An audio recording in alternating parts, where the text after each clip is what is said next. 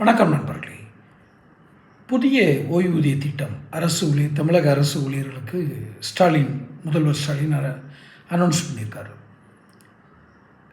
இது மக்கள் அந்த அரசு ஊழியர்கள் மீது இருக்கும் அக்கறையா, அல்லது தன்னுடைய வாக்குறுதியை எப்படியாவது நிறைவேற்றிவிட வேண்டும் என்ற ஒரு நேர்மையா, அல்லது தேர்தலில் 2026 பிறந்துருச்சு 2026 தமிழக சட்டசபை தேர்தலில் படுதோல்வி அடைந்து விடுவோம் என்ற பயமா, அச்சம், இதில் எது இருக்கணும்? இந்த மூணில் ஒன்று தான் இருக்கணும். அவர் போன 2021 கொடுத்த தேர்தல் வாக்குறுதியில், இந்த தேர்தல் எலெக்ஷன் மேனிஃபெஸ்டோவில் ஒரு விதி இல்லை, வரிசை எண்ணு போட்டு இந்த அரசு ஊழியர்கள்லாம் ரொம்ப தீவிரமாகவே போராடினாங்க. நீங்கள் பழைய ஓய்வூதிய திட்டத்தை கொண்டு வரும்னு வாக்குறுதி கொடுத்துருந்தீங்க, ஏன் கொடுக்கல அப்படின்னு சொல்லி போட்டிருந்தாங்க. இடையில கூட கொஞ்ச நாள் ஜாக்டோ ஜியோ அந்த அமைப்பெல்லாம் சேர்ந்து போராடினாங்க. அந்த திட்டத்தை, அந்த பழைய ஓய்வூதிய திட்டத்தை அடிக்கடி வலியுறுத்திகிட்டே இருப்பாங்க.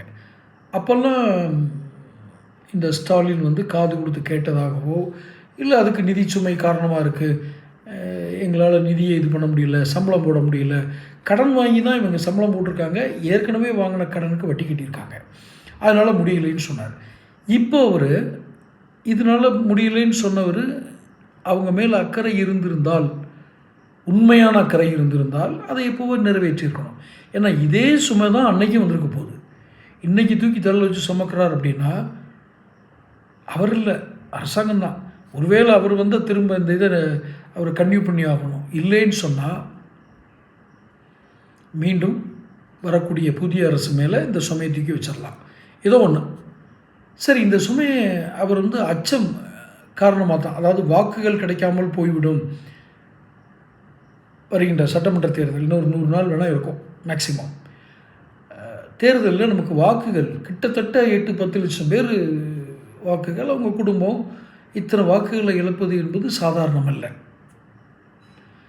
ஆக வாக்குகள் இழந்து விடுவோம் என்ற அச்சத்தில் தான் இவர்கள் அரசு ஊழியர்களுக்கு இந்த பென்ஷன் ஸ்கீம், ஓய்வூதிய திட்டத்தை அனௌன்ஸ் பண்ணியிருக்காங்கன்ற முடிவுக்கு நம்ம வர வேண்டியிருக்கு. இது உண்மையா?